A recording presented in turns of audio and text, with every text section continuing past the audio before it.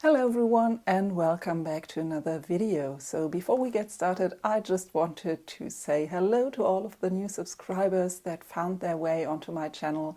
I hope you'll enjoy it and thank you so much for subscribing. And in case you don't know who I am, I'm Julia. I'm an illustrator and nature sketcher. I go field sketching, I do nature journaling a lot, and I share my sort of sketching adventures on my blog and here on this YouTube channel.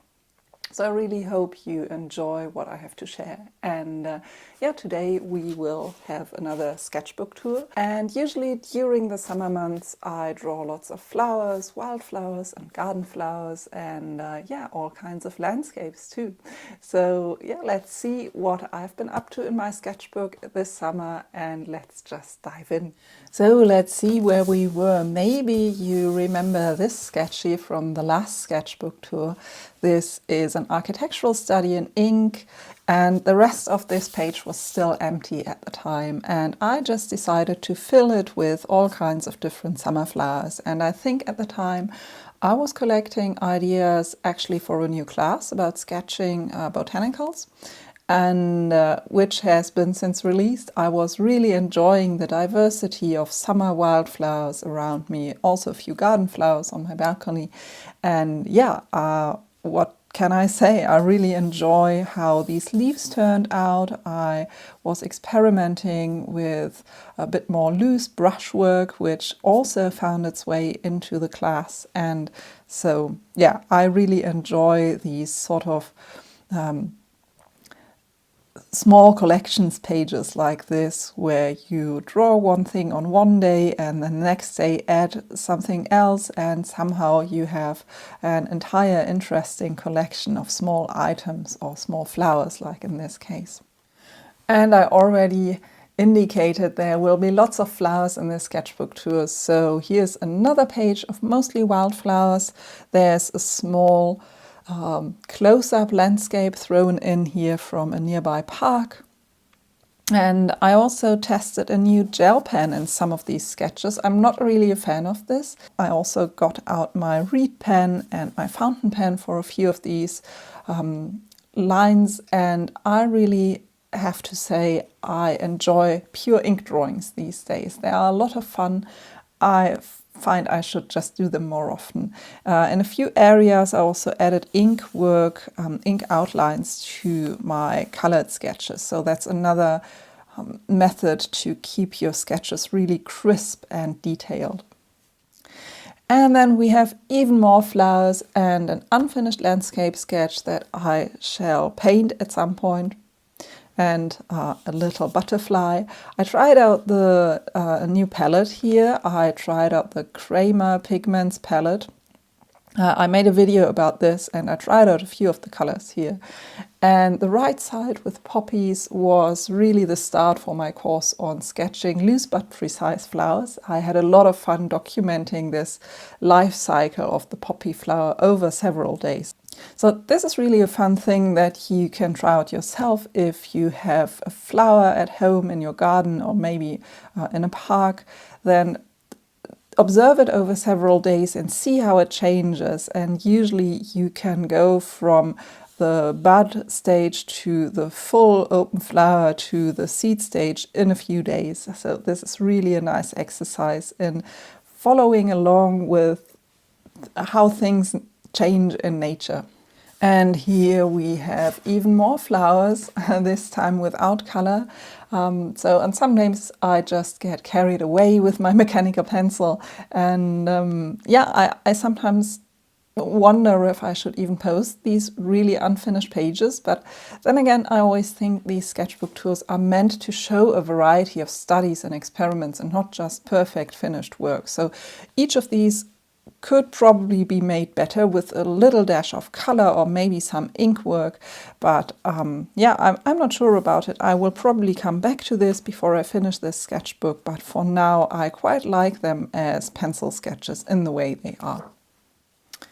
And as you might have guessed, there are even more flowers on these pages. This time they're from the botanical garden, and I have to say I really don't love this oleander. In my eyes it's a failed sketch. So it's really too heavy and dark. I don't like the treatment with the gel pen. I really had a bad gel pen at that point, or I really wasn't able to render the softness of this flower. It's really a nice soft pink flower, and I sort of made it entirely too dark.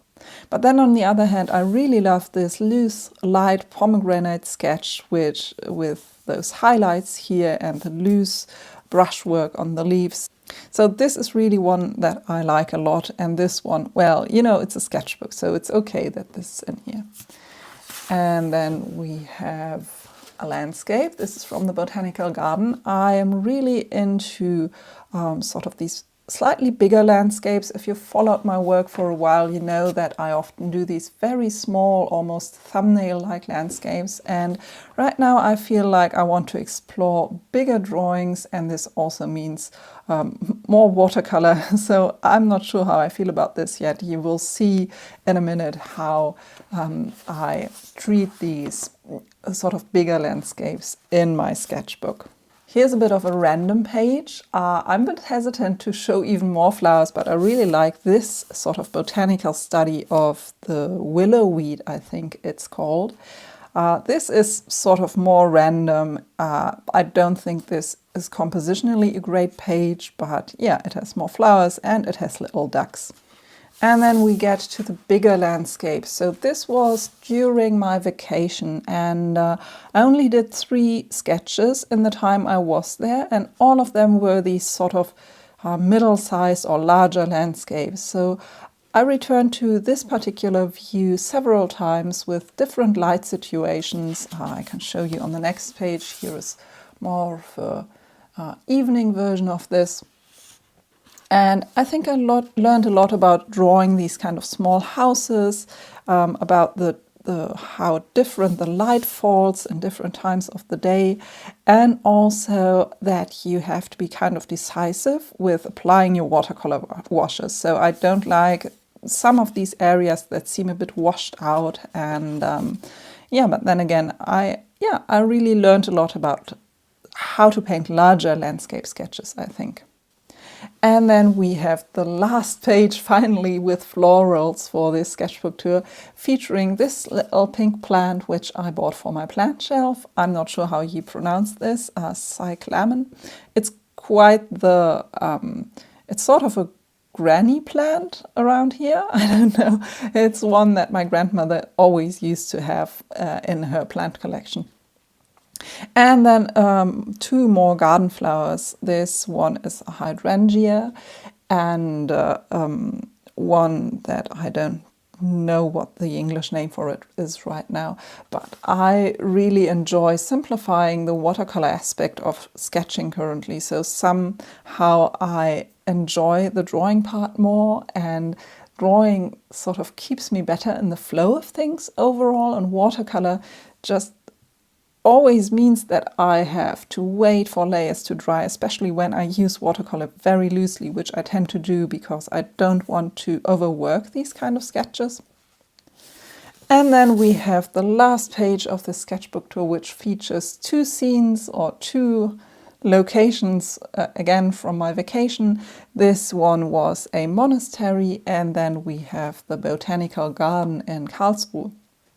And I didn't have time to sketch on site, so I took a lot of photos there. I took a few notes about the lighting and about the atmosphere, and it's really fun to revisit those places by sketching from photographs. So it's always a bit hard to get the lighting right when working from photos, but that's also something that I'm still figuring out as I practice. Yeah, so this is it for this sketchbook tour. I really hope you enjoyed it. I would love to know what you think and what you have been drawing this summer or just now. Yeah, and so if you enjoyed this video, one way to say thanks is by clicking the like button. For some reason, this really helps me and also other creators who keep mentioning it, so I hope you're not annoyed with this. If you like, you can also support me on Patreon or through Gumroad by purchasing one of my courses, and it's your support that makes these videos possible. As always, thank you for watching. I'll see you very soon. Bye for now.